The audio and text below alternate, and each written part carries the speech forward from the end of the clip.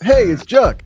We are not bemoaning the noon kickoff. We are now owning it. It's a badge of honor. We're the lunatic fringe that defines our coach's legacy when it comes to this game. They don't get to define that outside the family. We're cut from a different cloth for Ohioans. He's got it all, man. He's even got the jaw. You know the jaw. You see that jaw and you're just like, yeah, man, that's a dude. Do I want Michigan to beat Oklahoma? No way in hell. I don't know what world I'm living in. This is insane to me. And if you saw my outburst, I apologize. It's showtime now. And welcome into Buckeye. Oh my gosh, I got this blue thing up that says my name. I don't like that. Welcome into Buckeye Huddle Prime Time. Appreciate you so much for joining me during the off season. We will be here every Monday and Thursday night at 8 p.m.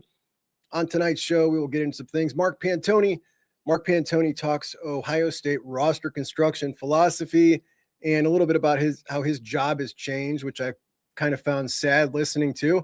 But I got 10 takeaways from the big Pantoni interview. And one of the things he talked about was older guys. And as we talk about older guys and the trend to get older and stay older, there are a few court cases going on right now for some older guys trying to get older and stay older in college football, maybe past their time. And I think that college football fans have had just about enough of these type of dudes who are just trying to hang on and file lawsuits and do whatever they can to squeeze one more year out of the system or game the system to get one more year. We'll talk about a few of them, as well as the Ohio State USC debate that's been raging. Look, it's a really interesting discussion, and I think that is a little bit closer than a lot of Ohio State fans think. I think Ohio State fans tend to dismiss USC because of the last 20 years. But when it comes to USC-Ohio State, I mean, it is a real deal rivalry that's gone cross country for 70, 80 years. And the numbers stack up fairly even between Ohio State and USC historically. But we will go over some of that as well. But let's start with these lamos. Actually, let's start with liking today's show and subscribing to Buckeye Huddle if you have not yet. It is a great time to do so because it's a really slow time for us and it keeps us grinding. It cheers us up and keeps us going. It's lonely out here after the season ends.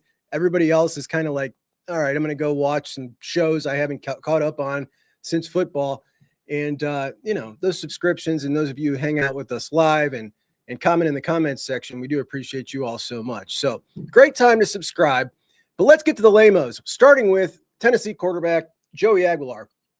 Joey Aguilar, of course, you remember Joey. Joey basically flopped places with Nico Iamaleava when he left Tennessee and had to go take like $1 million pay cut to go to UCLA. At that point, Aguilar had just gotten to UCLA from Appalachian State. He ends up at Tennessee and plays his year at Tennessee. The NCAA had just denied his most recent request to play another year of college football. Then you've got Trinidad Chambliss, who is Ole Miss's quarterback, and he and his shameless lawyer think that he should be allowed to have a medical red shirt back from his sophomore year because he didn't get a chance to play. And after the season, he got his tonsils removed. So he wasn't good enough to play. He didn't play, got his tonsils removed at the end of the season. Now they want to retroactively go back and say, it was actually not, he didn't play, not because he wasn't good enough, but because the tonsillitis was messing with his breathing. And that's why he couldn't play. So that's what the Chambliss case is about. The Joey Aguilar case, his timeline goes like this. Take it back to 2019. 2019, this guy enrolls in college football, right? On a college football team in 2019. 2020, no season. 2021, in JUCO, he plays 10 games. 2022, he plays 6 games in JUCO. 2023, moves up to Appalachian State, plays 14 games. 2024, Appalachian State, 11 games. So we've got 4 total seasons of playing football. But remember, Dago Pavia won that lawsuit that gets you 1 year of JUCO eligibility back. So with that 1 year of JUCO eligibility back, Aguilar used that in 2025 to play 13 games at Tennessee, which was his 5th season of college football. That's not enough for Aguilar because he thinks now that he should be able to not just get 1 season of JUCO back, he wants another one. He wants 2 seasons of JUCO back, and his lawyers are suing. And in both cases, both the Trinidad Shameless case and the Joey Aguilar case, we've got local judges, Chambliss's in Mississippi and Aguilar's in Tennessee, who have basically told the NCAA that they are, they have an injunction on them. They got to stop doing what they're doing, a restraining order, and they're going to, make a decision on these a little later on. And basically they can't enforce their rules. They can't enforce their rules. And I was just talking about these older players that Ohio State's brought in, and we had a clear shift in how Mark Pantoni went about this year in getting older guys. One of the guys, Hunter Welsing, Jacoby Jackson. These are both guys entering their 7th year of college football. Hunter Welsing got a COVID year. Then he took a red shirt. Then he had a legitimate year where he was injured all year. And now he's in his 7th year. And, it's totally legit. He didn't go suing somebody for it. It's playing by the rules. When we look at Jacoby Jackson, similar thing. He had some JUCO years in there. But these guys that go and sue to try to get this extra year of eligibility or 2 extra years of eligibility, it is absolutely absurd that these 26-year-olds, they should be embarrassed, to be quite honest. Go sue, and these judges who are local judges, right? This is Ole Miss and a Tennessee fan judge, I'm sure. And this is going to work. And the NCAA can't do anything about it. And now we got more 26-year-olds in college football. And until these bozos that run college football get a realistic bill in front of Congress, no, Chambliss lost the NCAA appeal, which means absolutely nothing. Losing the NCAA appeal just means, okay, now I got the green light to go to court. It's insane, man. So they're both likely going to end up playing. And these guys deserve to be shamed. The coaches who play them and push for this deserve to be shamed. Lane Kiffin pushed Chambliss to go try to get this done. He deserves to be shamed. All of them do. Because let's be honest, this is quarterbacks now. What happens when it's defensive linemen, 26-year-old defensive linemen going against 18-year-olds? It's just ridiculous, man. But the Indiana model, talking about old guys, Mark Pantoni sits down and gives an interview with Adrian Wojnarowski. If you're not familiar, he goes by Woj, or that's his nickname anyway, Woj Bombs, an NBA insider, retired NBA insider. And Mark Pantoni sat down to have a little discussion with him for a podcast that he does now called The Program. And Pantoni really laid out a lot of stuff that, his ever-changing philosophy, you got to be quick on your feet, and how they went about this year. And he brought up the Indiana model and what he's using for the Indiana model. Yes, you're right. Destroy Marks. Pardon me as I'm getting really distracted today, but our guy Destroy Marks says there's a 26-year-old Miami linebacker, that kid Torrey. He gets another year of eligibility. So that is an 8th-year guy. He's an absolute monster, total monster. And this dude's 26 years old. I mean, most of us are men here. My audience is 96% men. Like, you guys remember the difference from 18 to 26 physically? It's a totally different ball game. And it's just ridiculous that they can't enforce their own rules. But, it's their own greedy. Look, if they were to just come up with collective bargaining and take the big hit financially, they could come to an agreement and enforce their rules. They can't yet because they wanted to try this SCORE Act first. So they want to try this stuff first, the House settlement. It's not going to work. They'll be back at the drawing board in a couple more years, and they'll have to start from scratch at any rate. So Pantoni talks about the merits of the proven Indiana model. And it hurt my heart as an Ohio State fan to hear the Ohio State general manager talking about copying Indiana's model. Could you imagine if you'd have heard that 2 years ago? Ohio State's GM copying Indiana's model. It's just like, it's crazy. It's still sinking in slowly, man, that this has actually happened. This is a powerhouse program next door, border state. And boy, did I just see a picture that I wished I hadn't seen. It is a picture of a t-shirt being sold by the Big Ten, and it says trifecta, and it has 2023 with the block M, 2024 with the block O, 2025 with the block I, trifecta Big Ten championships. And I don't know if maybe an Indiana fan might get that, but there is certainly no blue man or one of us who's going to buy a shirt that literally has the celebration of the Rivals championship on it. So that thing will take a dive. Somebody deserves to be fired over that. But the things that Pantoni said that I took away from it, number one, the Indiana model. He calls it the Indiana model. Really what he's talking about is specifically old players, which I don't know if that is specifically Indiana's model, because I think a lot of their old players this year were leftovers from last year's team. At any rate, they were very old, but Ohio State was very old in 2024. Like, we know older is better, right? That's no revelation. But he did go out and get a lot of guys who were in their final year, their money year.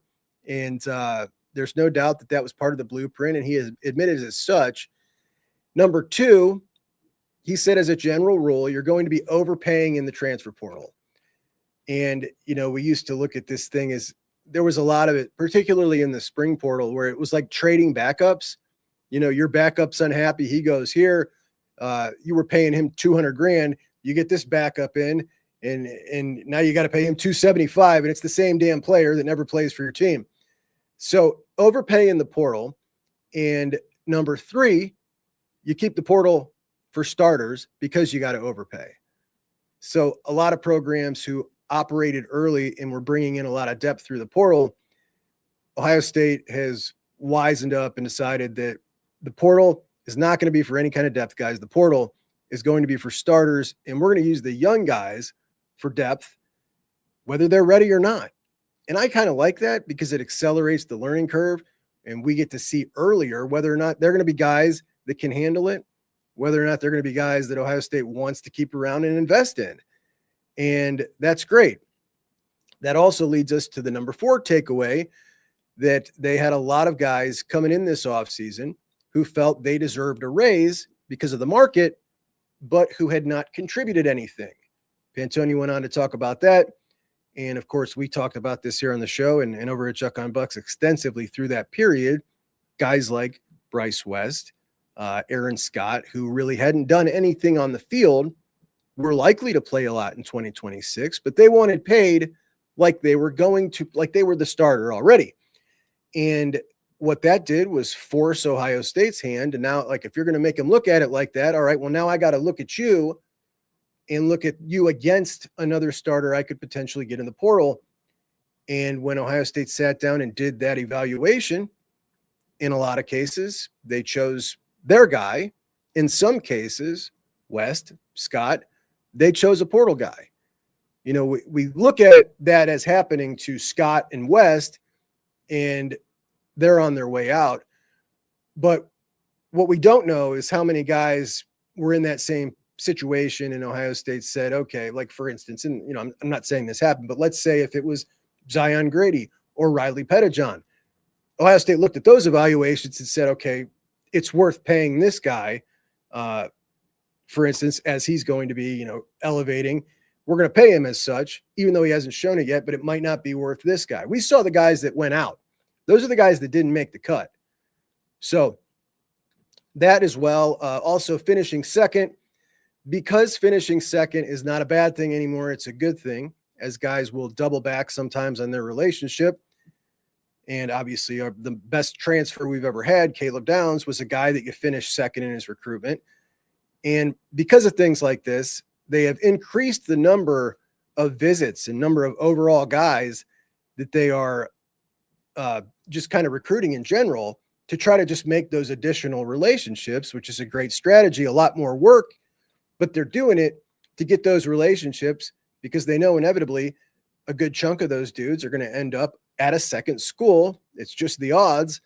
And that puts their hat in the ring when they get to that second school as being a program that was top on their list back then.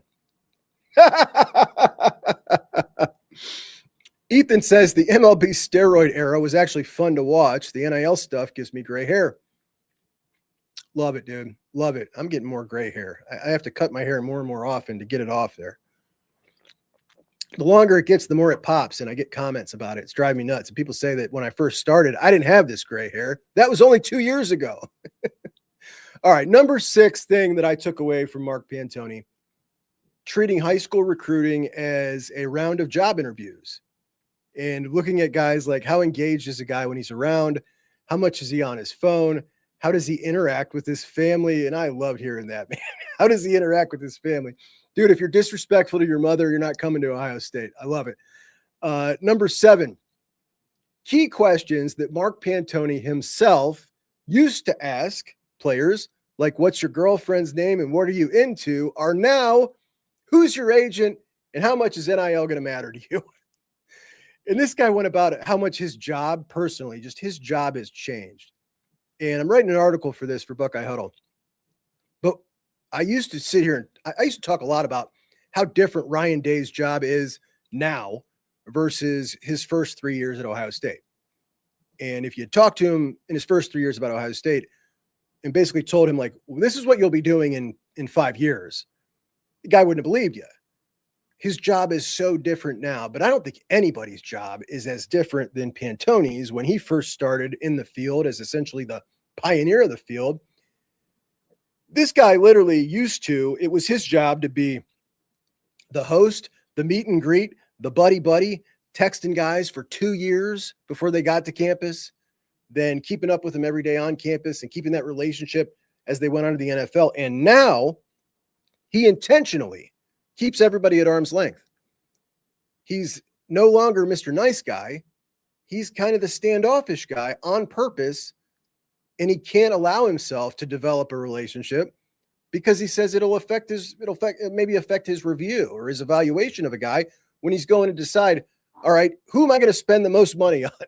Like, he's ultimately the guy deciding the salaries. And he also said people treat him differently. They look at him differently because he's the guy who's making that decision. How much money am I going to make? So he goes from this, warm and fuzzy relationship with everybody to kind of self-ostracizing himself, which sounds like a horrible atmosphere. I would hate that, but he does it for the job. And the dude's just so smooth. I think you guys should all watch this. Not a lot of people have, put it that way. I was saying to Tony, like, man, what's up, man? This dude's doing an interview with this NBA guy. Let's get him on Buckeye Huddle. But yeah, it had like 240 views the next day. I went back and checked. But anyway, number 8, Pantoni views a recruiting class, and we've heard about this before, as first round picks, day 2 guys, and then day 3 guys. And he said, you're going to do whatever you need to do to get those first round picks, many as you can afford. And this is a question, if I had Pantoni on with me right now, that I would like to dig in a little further on. I'd like to dig in a little further on a lot more of these details. For one, when we talk about first round picks, I can look back to early on in this cycle, and there's a couple guys at that point that I would have assumed were Ohio State's first round picks or guys that they consider to be first round picks that maybe now don't look quite as high. But then there's also some guys now, like, for instance, Jaquaden Guilford. Jaquaden Guilford certainly now looks like a first-round pick type of dude. Number 2, Rivals ranked wide receiver. Sincere Johnson is now the number 1 linebacker. Obviously, Chris Henry Jr. always looked like one of those first-round picks. Kari Wilder, when they first got him to commit, he was a top 300 guy. But now he's a 5-star. I mean, he always looked like a first-round pick to me, but it always felt to me like they knew what they had and others didn't. Jay Timmons, he's the number 2 cornerback. How many of these guys do they consider their first-round pick? We can also look at a guy like Blaine Bradford, right? Blaine Bradford, when Ohio State got his commitment, that was huge news. He was the number 2 safety in the country. Do you know where he finished? 247 has him as the 146th overall player, the number 13 safety in the country after a great senior season. Absolutely ridiculous. I actually think Blaine is one of the guys they factor in as one of their first round guys. I think he got paid as such as well. So that's something I would love to know. I'd love to know how many of those guys do you consider first round picks? And I would love to know how they decide, how they go about where to invest that first round money. Let's say I got 5 first rounders. I can invest in 5 first rounders this particular cycle. Is it a hard and fast rule based on, all right, we're going to go through the roster and go through positions of need and decide ahead of time, this is where we're going to invest that money, these 5 positions? Or is it coaches that maybe have the best relationship with guys that we think we could likely get first rounders? The first 5 best relationships, we're going to go with that. Or do we go with, we're going to rotate between positions and try and keep it even with our position coaches? Basically like, all right, this year is your year to go all out. We're going to support you really big on one guy. Let's figure out which guy you want to zero in on. So interesting stuff. I'd really love to know all that. Then he talks about the second round, not second round picks, but day 2 guys, which he considers like round 2, round 3 guys, if we're talking about this in the NFL draft. And that is going to make up the bulk of your class. And this is the area that I think we're going to see the biggest kind of maybe hit in moving forward, because these are the type of dudes who cost you money on the open market, but at a school like Ohio State, they're generally guys that you're not going to see play until year number 3. Now, those type of guys, those are blue chip guys. These are the type of guys that are like a Weatherspoon, who North Carolina, to them, that's like a top tier dude. So he's a top 1, 2, 3 guy in their class, and they're working with the same $20 million revenue share. So that guy's going to get top tier money to go to North Carolina.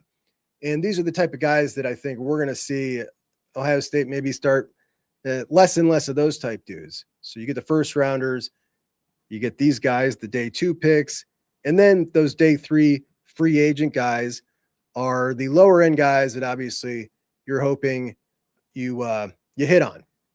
Number 9, further from Ohio equals more expensive. And that, of course, is something that, kind of always been true. But when we look at this renewed effort on the Midwest, when we look at the best players in the Ohio State class of not just 26, but 2027, we're looking at Chris Henry Jr., who was an Ohio commit when he committed to Ohio State. Sincere Johnson, an Ohio commit. 5-star Jerquaden Guilford, an Indiana commit. Jay Timmons, Pittsburgh, Pennsylvania. Kari Wilder, California. DJ Jacobs, 5-star, number 1 overall out of Georgia. You're going to go after a number 1 overall no matter what. Then you've also got Jameer Brown, another Ohio 5-star. And then when we look at the offensive line in the class of 2026, 4 out of 5 offensive linemen in 2026 from Ohio. What I always love and what I used to hate was taking project guys, all things equal, who were outside of the state of Ohio. If you are going to go get some, kid that's ranked 1,200 in the country, like a Mason Wilhelm, and that kid is from North Carolina, like that just drives me nuts, man. You're going to get a guy like that, invest that spot in an Ohio kid, because he's always going to care more. He's always going to stick around longer, and he's got the same odds of it working out as the kid from Carolina. So that used to drive me nuts, but a focus on Ohio, a focus on the Midwest, save you a couple bucks, help you spread it out a little bit more to make it last a little longer. So I really like that. I really like that approach. And I think we are definitely going to see, that is exactly a Fry special. Listen, I made a deal I wasn't going to roast on Fry with recruiting anymore. I made a deal. Fry did us good. We got a national championship. Leave him alone. I've told myself 10 times. It never seems to work when it comes to recruiting. Like the Armstrong twins. I took a shot at him about the Armstrong twins the other day. like how much this dude's eyes lit up when he was like, you mean I can get 2 for 1? 2 dudes for the price of 1 recruitment and the time and effort of 1 recruitment. Like that is like the Justin Fry dream right there. Anyway, when we look at the offensive line in 2027, 2 out of 3 already committed in Kellen Weimer and Mason Wilt. And Kellen Weimer and Mason Wilt are 2 Ohio guys. And then you got, what's his name? Brody McNeil from Virginia. Hummus Hero says, isn't Mason Wilhelm a bad example of that, though, Chuck? I mean, he isn't an Ohio guy. He's a Buckeye legacy. Yeah, not specifically. But I was just going off of, he is like the 1200th ranked guy. I'm just saying a guy who is ranked outside 1,000, who is an Ohio guy. And we used to see, they take a shot on a guy like that from out of state. And I just like, there are so many guys like that in the state, unless you see something magic that nobody else sees about that guy. It doesn't really make much sense to me. Anyway, let's all please like the show. And I want to now get into this USC-Ohio State debate that we have seen raging. I don't know if you guys have seen this on social media, but I'll tell you, like I, for one, when the Big Ten first announced this expansion, and if you are like my age or older, Ohio State USC means something to you. You know what I mean? Like that was so exciting to me to think that USC was actually going to be a regular season opponent in the Big Ten. And then we get the first schedule, and I was like, this is insane. They're not making sure Ohio State and USC are meeting year one in this merger. Okay. Year two rolls around. Still no Ohio State USC. We finally got it. We got Ohio State USC. I am incredibly pumped about Ohio State USC this year. When we look at USC, they've got a really tough schedule to start off. I think I might have it loaded up here. A really tough schedule before they play Ohio State. Now, it currently only has 11 teams on it because remember, they canceled their game with Notre Dame and they've yet to fill in. So they start off with Fresno State, Louisiana. They'll add another cream puff. And then they've got at Rutgers, they got Oregon at home. Then they've got Washington at home. Then they go to Penn State. Now that I think is going to be a whiteout because it's not going to be a big noon. Penn State, if you're the East Coast team in your Eastern time zone and you're hosting a West Coast team, you are not eligible for big noon kickoff, I believe. Isn't that how it goes? Isn't that the rule? I think that's the rule. No, that's not the rule. The rule is they can't have it at home. I don't know, one of these goofy rules. It might be a whiteout regardless. You go Oregon, Washington, Penn State. Those are three losable games. Then they got a bye, which may or may not be a bye, right? Because they got to slot one of these two open weeks with another opponent. Then they go to Wisconsin before they play Ohio State. So we're talking USC could potentially be a really good-looking one-loss team at that point. Or they could have fallen apart. They could lose to Oregon. They could lose at Penn State. They could have a couple of losses. Ohio State, maybe they lose to Texas. Maybe they're a one-loss team. But that game is going to be an absolute banger. We've got SC, on a bit of a turnaround. Things are looking much better. They bring in Gary Patterson as the defensive coordinator. I think that's a really good move. And things are looking up at SC. But we get this argument that we see the other day from former Buckeyes, Steel Chambers, and what's his name? What's the kid's name? Bryson Shaw. And these two dudes are arguing. Bryson Shaw is the aggressor, right? He basically comes at Steel and says, if I'm a recruit, there's no chance that I'm picking Ohio State. Like there's zero reason I'm picking Ohio State over USC. I've been to both schools. Essentially, I know better than anybody else. And he goes on to make several arguments and why he would never choose Ohio State over USC. And he lists them off. And he and Steele have this little debate. And it is totally blown up. And I think it's a pretty interesting debate. I don't think really either of them did a great job articulating their points. But, we just watched USC secure the number one recruiting class in the country.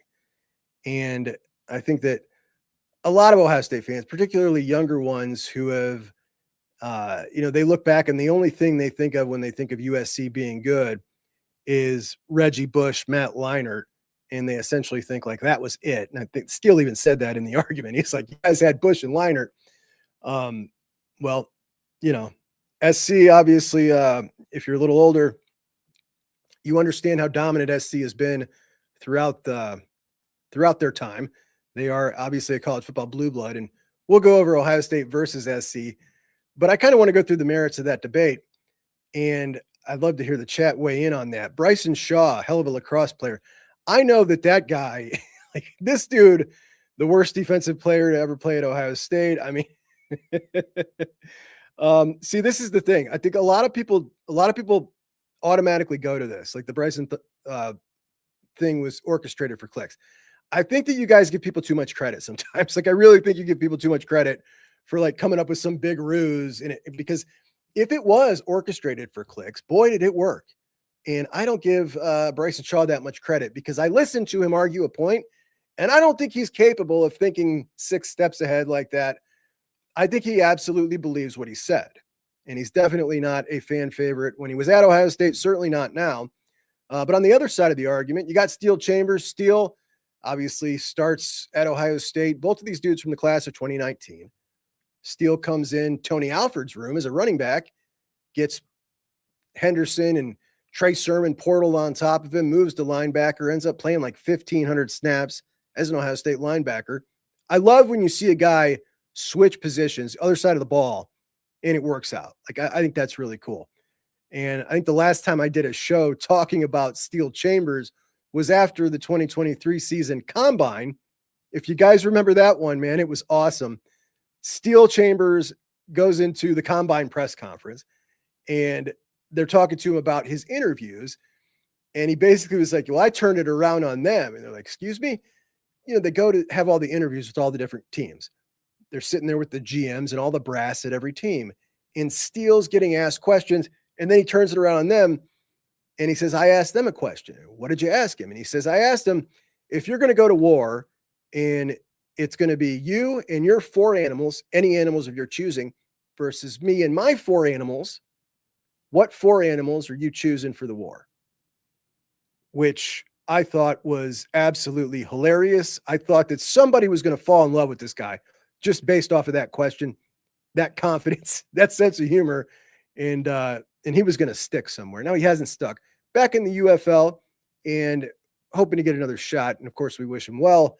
A good Buckeye. But for the record, he's incorrect with his answer. He chooses an elephant, a bear, a tiger, and a hippopotamus. And we can go over what the proper lineup is later on. But let's get to the point. Bryson, obviously speaking as a guy who's been to both places, says if he was a recruit now, no reason he would pick Ohio State, as USC has everything in Ohio State, including a more successful program historically. He also says that Ohio State people live in a bubble, and he goes on to then cherry pick like 5 or 6 things that he thinks USC has on Ohio State.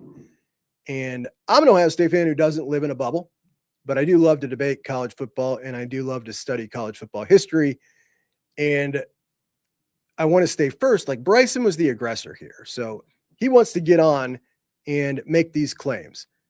You got to back up your claims. And he did a very poor job backing up his claims. Number one, he says better facilities. Then he says better money, better school, better market, better history, and better weather, which is like, okay, dude. Yeah, we all get it. Yes, better weather.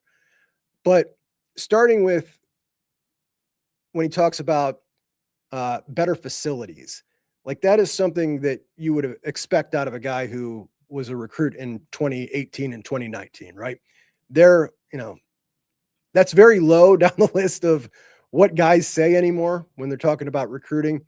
But he brings up facilities as his literal number one point, which I do find hysterical. But he is absolutely right, though it was a bit of a gotcha question that he says to Steele, or a gotcha thing, because he accuses Steele of living in a bubble, because Steele, who doesn't cover college football every day, didn't know that USC just built a new facility. I mean, I knew that, but I watch Lincoln Riley press conferences from the practice field and see the construction in the background.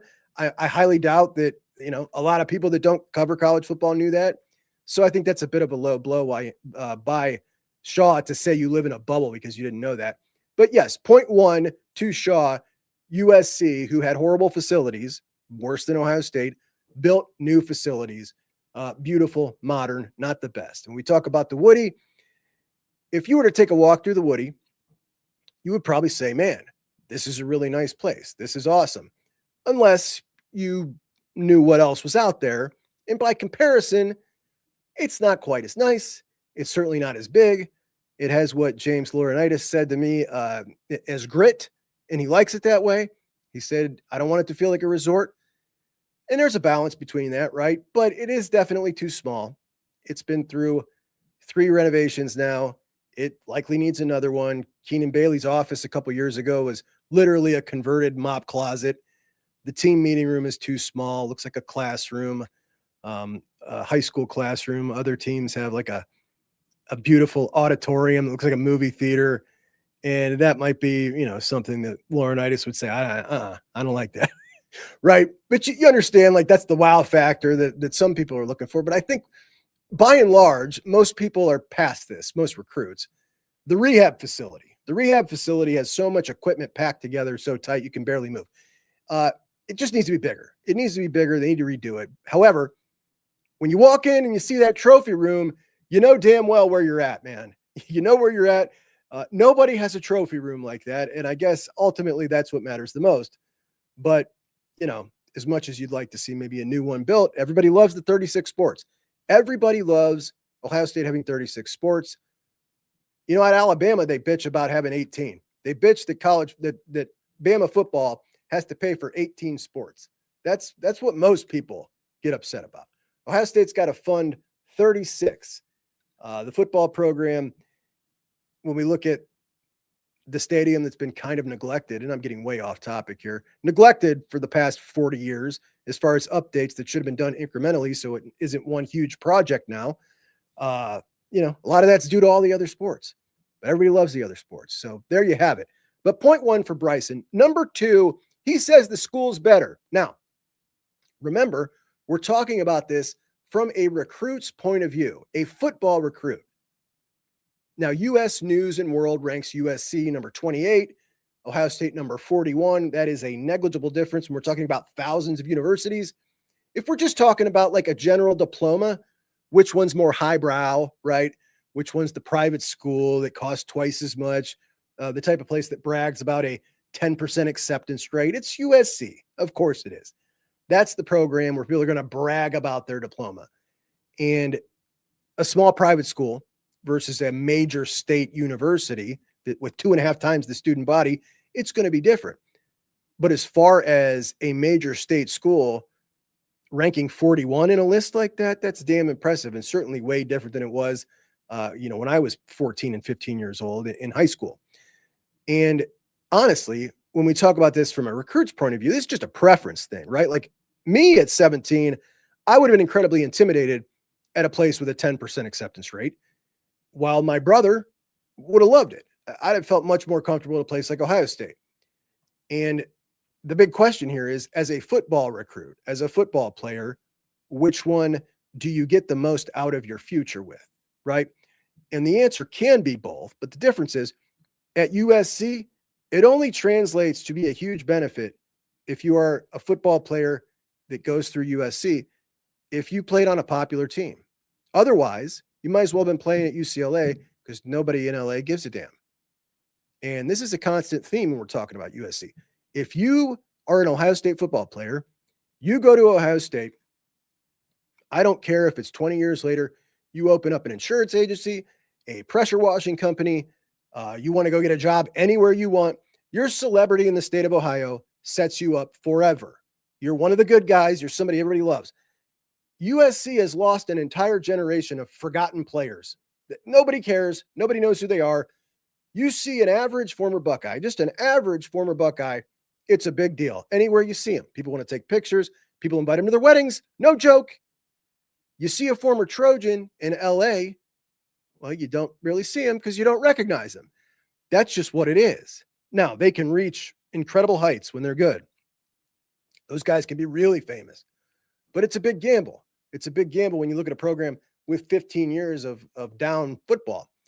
Number 3, Bryson says the money's better.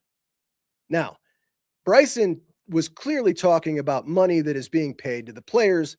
Steele took this as the valuation of the programs. I don't know why he took it that way, but Ohio State's certainly the more valuable program. And CNBC does this thing where they value the programs like if they were sold on the open market as a professional franchise. 2024, Ohio State was number one. Texas was number two. 2025, it flipped with Texas number one, Ohio State number two. But about $1.5 billion. USC was $999 million, and that ranked about 10th in the country. But what Bryson was talking about was USC paying players, saying the money's better from USC to the players. And in this year, in this cycle, 2025, the class of 2026, it's absolutely true that USC paid players more to get them to come to USC. They absolutely did do that to put together that number one class that Bryson goes on to brag about. Yes, that's true. It was not this way in 2024 or 2023.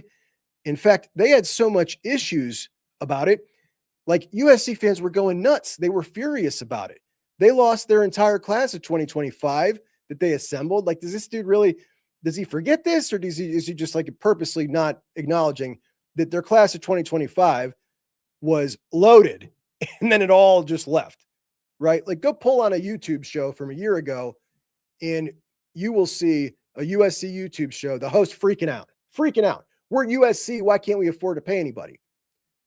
So to say the money is better because you just had one recruiting class where you clearly paid out the wazoo to get those guys to choose USC, guys that otherwise would not have, that does not make the money better.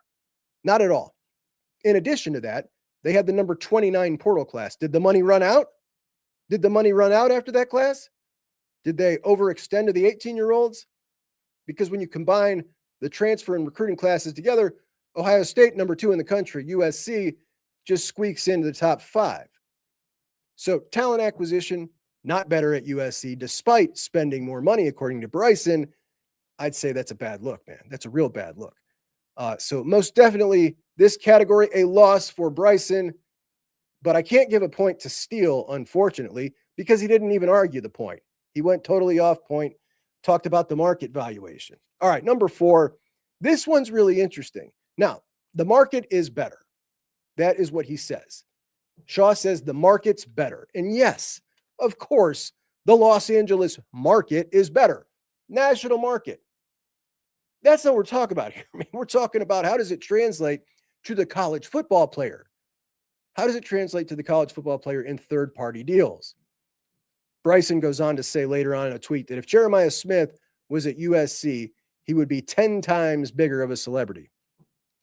And LA, when you are a superstar, we can look at Reggie Bush. Reggie was probably the biggest college football superstar 10 years prior and 10 years after. Massive, massive superstar. He might be right. Jeremiah might be a bigger celebrity if USC was a national championship winning team. They're not. I also think that the gap has been closed with social media as far as like where you come from and how big of a celebrity you become if you're a transcendent talent. But at any rate, we're not talking about the Jeremiah Smith. We're talking about the average player and the average recruit. And when we talk about the average USC players, I think the fans in, USC fans in general would admit that of the Blue Bloods, they are probably the most bandwagon fan base there is as far as all, numbers. They like bike rides, right? They don't go to the games. 66,000 people is what they average in attendance. That's 10,000 less than capacity. And when we talk about USC, it is like if their average player, if you're a superstar, yeah, maybe you can make a ton of money. But their average player, I don't think is making as many deals or as much money in third-party deals as Ohio State players. But after the House settlement passed, I did an entire episode on this. And my contention was that Ohio State players are set up maybe the best in the country for third-party deals. And I actually said in that episode, I think that USC is right with them. I think the top 2 programs as far as players getting third-party deals are USC and Ohio State. And I went on about 40 minutes explaining why I believe that. But the long and short of it is that in the state of Ohio, you've got a state, the 7th most populous state in the country, and everybody loves Ohio State in a football crazed state. We know how many fans of Ohio State there are. The number 1 number one most heads. And that makes you incredibly valuable to businesses. Your Q score, how many people recognize your face if you're an Ohio State player? Like that is just something that is through the roof, probably better than anywhere else. An Ohio State football player in the state of Ohio. Everybody knows you. And that makes you more valuable in an ad campaign. And every business owner in Ohio knows that pairing with Ohio State football is gold for an advertisement campaign. And Ohio State players are killing it in third-party deals. When we look at a player at USC, yes, LA is a massive market. How much of that market knows what's the Q score of an average USC player? Like it's not anywhere near what it is at Ohio State, unless they're really good. If they're really good, man, I think they can cook. I think those dudes will make a ton of money, which is why I had them up there with Ohio State. And not coincidentally, immediately after I had that episode, like a week later, Learfield, remember Learfield? I discussed Learfield, how they partnered with Ohio State for NIL. Learfield announced their first two partnerships, USC and Ohio State, 2 weeks after I did that episode. So I think I was onto something.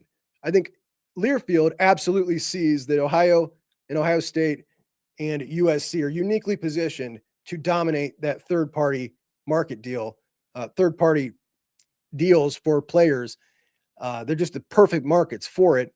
But again, USC, you've got to be good. They've got to be good. I think they're on their way up. So I'll give him a draw on this one because technically it is accurate to say it's a bigger market. It is. But it's not accurate to say it's definitively better for a college football player. That will be held on a year-to-year basis. It has the ability to be. Number 5, better weather. Like talk about the lowest hanging. I'm going to pick something that is good for me. So I'm going to go ahead and say, yes, he gets to pick better weather. I get to pick fan passion. Okay. So better weather. All right. I'm going to negate that with fan passion. Like that's the corniest thing ever to say that. You know where better weather might hurt them, not just better weather, but well, I guess better weather contributes to this.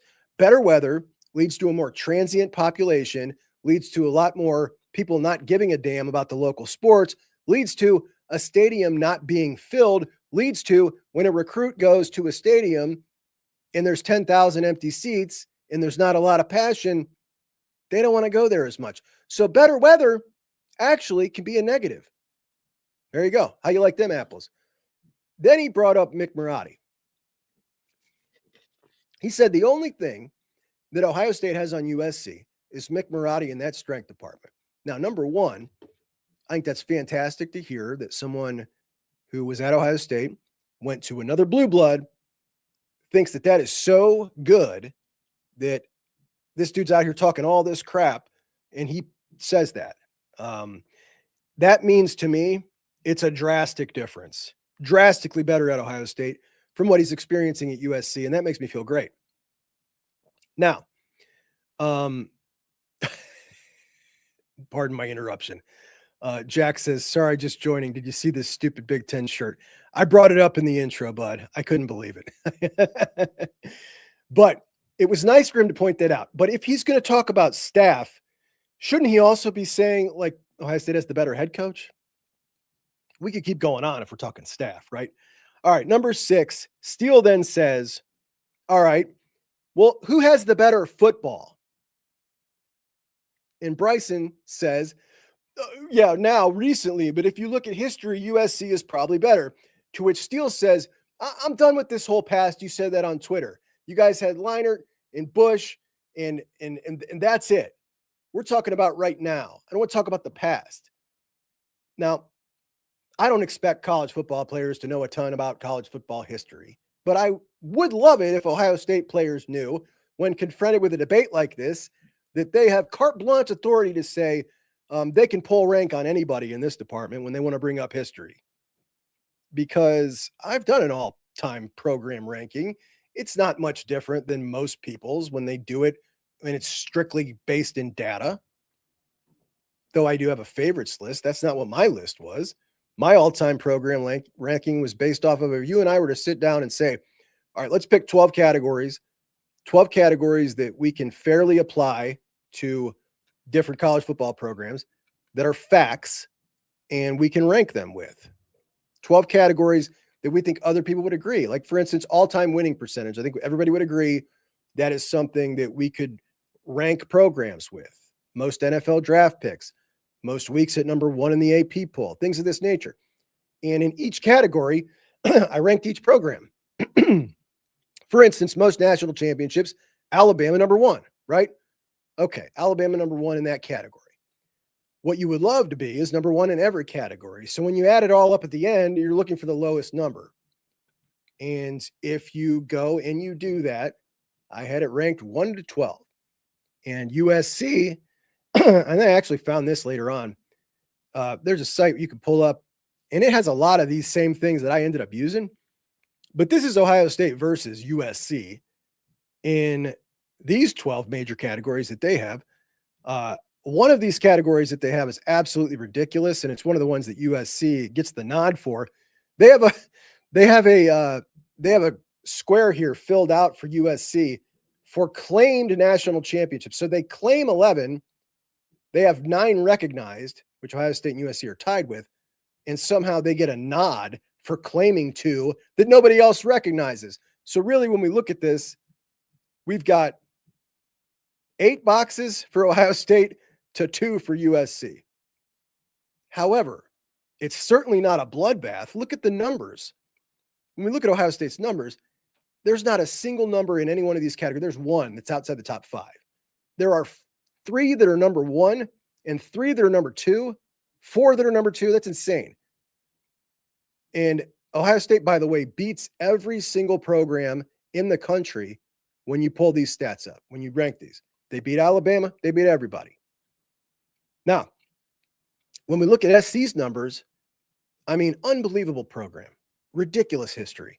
Look at that. Look at all those 4s and 5s, 2, 6, 8. They only got 1 outside the top 10. You know, I've done this exercise with Ohio State versus a lot of programs. There are a few that match up like that. But I do think that there are a lot of younger people who aren't aware at how dominant a program they've been. But would have been great if our guy would have been able to point that out to the cocky USC kid. Anyway, doesn't matter. In the end, Bryson loses quite a few. I don't know that Steele gave him the appropriate what's for, but I do think it's a fun debate. And the bottom line is these are 2 teams in the same conference now. It used to be a Rose Bowl matchup. Also used to meet in the regular season. We played 13, or they've won 13. I think Ohio State's won 10. More than 20 meetings for 2 teams that are in the same conference. Like, that's just a lot of meetings in general. And I can't wait to get it on and popping again. Like, this has the ability to be a real rivalry. Just like, we're kind of developing one with Oregon as well. There are just so many more high quality matchups in the Big Ten. I just love it. When we talk about the top 6 programs in the Big Ten, you got Ohio State, Michigan, Penn State, Indiana now, and they got USC and Oregon. That's 6 teams that could potentially win a national championship. 6 teams that could potentially be elite in a given year, playoff teams. Then you got probably 4 more with Washington and Iowa and Illinois creeping on to come up. And, I kind of am a believer that we're going to see Michigan State with Pat Fitzgerald come back up into that tier 2 of the Big Ten. So now we're looking at more than half the conference really, really tough, which means a lot more fun games, a lot more entertaining games. Our buddy Blyberg, there's less passion at USC because of the demographic changes of California, more illegal and first-generation immigration, thus college football suffers. Yeah, no doubt. I mean, that has a lot to do with it. And what I want to know is how you feel about them canceling the Notre Dame series. That's a Notre Dame fan. Lots of sports in LA competing for attention. That's true as well.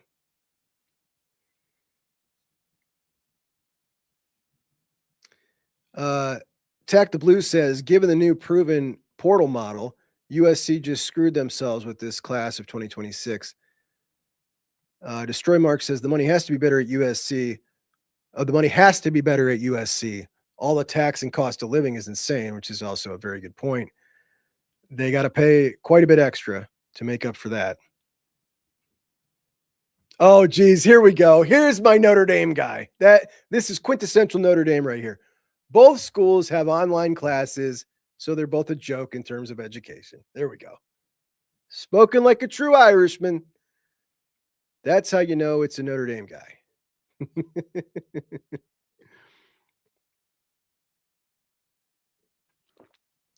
Hummus says the thing I remember most about Bryson Shaw is he was terrible at gauging angles. Yeah, he sure was. It's funny. Guy comes out, talks bad about Ohio State, and all of a sudden you see a highlight reel of his worst plays in 15 minutes afterwards, and they're flying around. Look at all the plays this guy sucked at. You don't want to come out against Ohio State as a former player. I'll put it that way.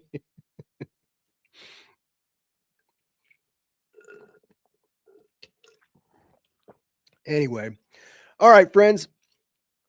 I do appreciate you so much. Appreciate you for joining me today on Thursday's Buckeye Huddle Primetime. We will be back on Monday at 8 p.m. I do appreciate the chat for interacting with me, and we will definitely do it again. We'll see if any news breaks over the weekend. If not, we have got to get back into. There's a couple of our position groups that we still have not finished our depth chart post portal. So we got some of that to talk about as well. And of course, we'll probably have another 2 shows over at Juck on Bucks. Please do, if you have not, subscribe to Buckeye Huddle, as we could always use those subscriptions. If you think you're subscribed, please check and make sure. And please like the show. All right, friends. Hope to see you next Monday at 8 p.m. and I'll talk to you then. Have a good one.